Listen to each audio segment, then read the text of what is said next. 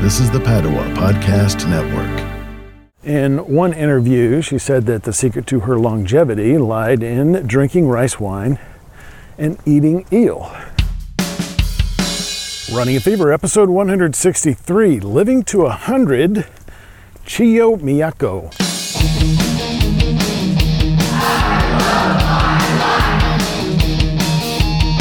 Welcome to Running a Fever. My name is Michael Davis. My goal in this podcast, as we talk about fitness, diet, and medicine, is to live a long, happy, healthy, active life and to help you do the same. And that's why we're here. It's a lovely day.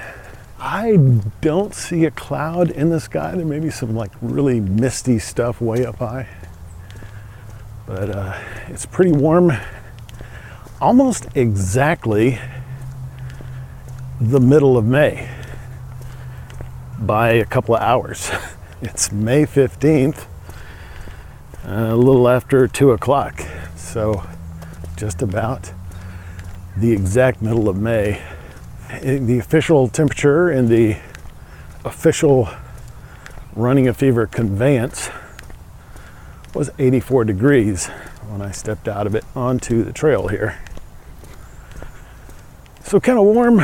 I did put some sunscreen on. I'm definitely doing that now because it is warm enough that I really don't want to wear my compression pants, and so I'm showing off my extremely bright legs, bare skin, and even a short sleeve shirt.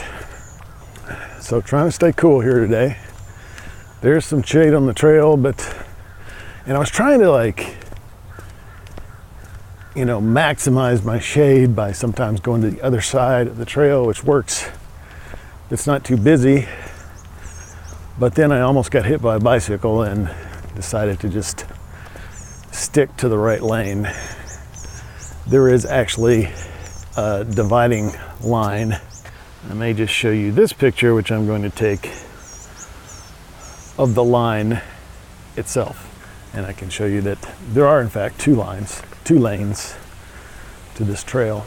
Clearly marked passing zone. The bicycle did not give me a warning, which he should have. But I heard the clicking of the gears enough to sort of freeze and not get hit right in the middle of the road. They want to keep moving because I wanted him to know where I was. So I just stopped. It's probably the best thing to do. So despite all that, I'm here. I took my last couple days of vacation and came out today. Last couple of hours of vacation. My work anniversary is Monday. So it's one of those use it or lose it type of deals.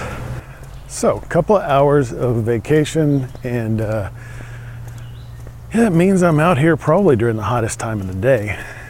That's okay. I'm all right with it. I was just thinking about how, not long ago, it was just, I did not like being outside. I was not outside, especially when it was warm like this. I wanted to be inside with nice cold air conditioning. But now I'm out here pretty often. That's how things change. Who was Chiyo Miyako? Well, we're doing a series. This is the fourth in our series on centenarians. We're going through the 10 longest lived people. And this is changing all the time. So by the time this gets out, and certainly if you're listening to this anytime after 2019, this list might have changed. Chiyo Miyako lived from May 2nd, 1901 to July 22nd, 2018. A total of 117 years, 81 days. That puts her number 8 on the list of all-time longest lived people.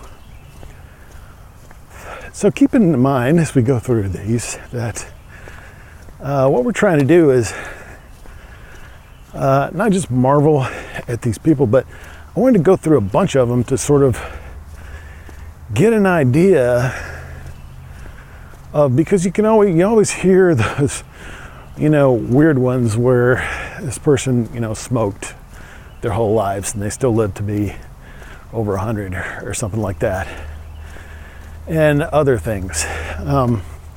So I wanted to get the longest lived people for one thing, and also to look at enough of them and get deep enough into their lives to kind of get an idea the relevance of this, right?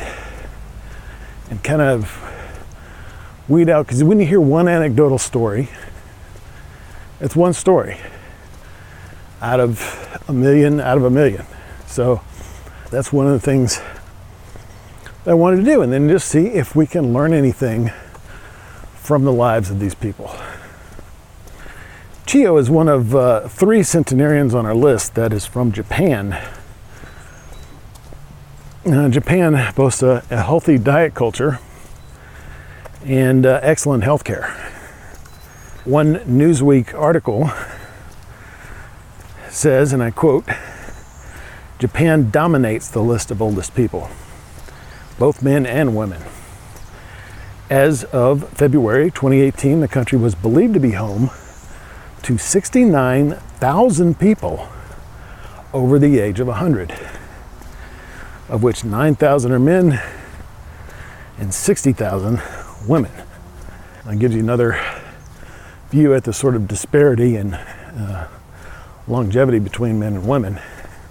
So Chiyo Miyako was born in Wakayama Prefecture, which is kind of in the middle, lengthwise, of Japan. Nearest big city is Osaka, which I believe is to the north and almost right in the middle of Japan. And sometimes you just get the state where they were born, and I think the reason for this might be that that's what's on the birth certificate, because this list that I'm going through is all verified, mainly by the Guinness media company, Guinness Book of World Records, that tracks the oldest living person, requires certain verification of not only these documents but also in some way tying the person making the claim to the document.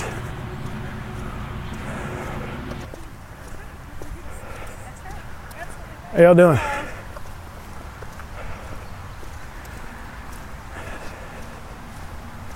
So these are pretty well documented.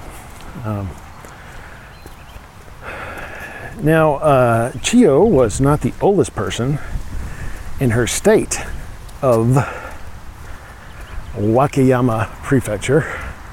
That's what they call states in Japan. Until she was 114, when another 114-year-old Kyoko Ishiguro died December of that year. So again, Japan, that particular state, more than one person living to be in the teens, over 110 years old.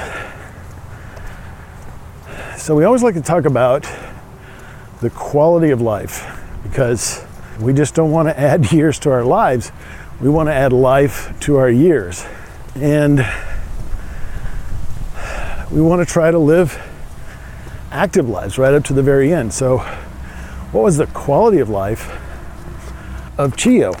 Well, her husband worked for the National Railroad in Japan, and that gave her the opportunity to travel with her husband all over the country. She also liked calligraphy. She started doing calligraphy when she was a young girl, and continued it up until, I understand, the end of her life, when she was in her well over 100 years old. So what was her diet like? What did she eat? Well, her favorite food was sushi. And she also liked eel. But she was described as a food lover. In one interview, she said that the secret to her longevity lied in drinking rice wine and eating eel. Not unusual, really not surprising. You know, we talked about Japan having a good diet. Of course, with fish, you get the good fat, the omega-3 fatty acids that you need, and you don't produce naturally in your body. If I'm just eating wheat-based products and storing that as fat, it's not going to produce those omega-3 fatty acids. I have to get those from an external source. So if I'm not eating eel or fish or taking fish oil supplements, then I'm not going to get that. And these are important for fat-soluble vitamins. Among other things, fat is definitely necessary. She never smoked, which should not be surprising. Smoking is a quick way to take many years off your life. And the fact that she, drank the rice wine should also not be surprising for a long-lived person. As we know from the Blue Zone research published by Dan Buettner in his book, The Blue Zone Solutions, which you can get from the resources page at runningaFever.com. Click that link, get that book, and help out the show. Give us a little commission from the price you pay, which is the same price you would pay if you went directly to Amazon.com. So that shouldn't be surprising either. So we don't know much about her life, but she was known for being talkative. She was a very chatty person throughout her whole life. And, it sounds like that she had some variety in her life that might have helped her mentally, because the body cannot survive without the mind. So that's the latest in our series on centenarians. I hope you're enjoying this. I am. I'm enjoying my walk out here on the trail today. So if you got the fever, keep it. If you don't, then catch the fever.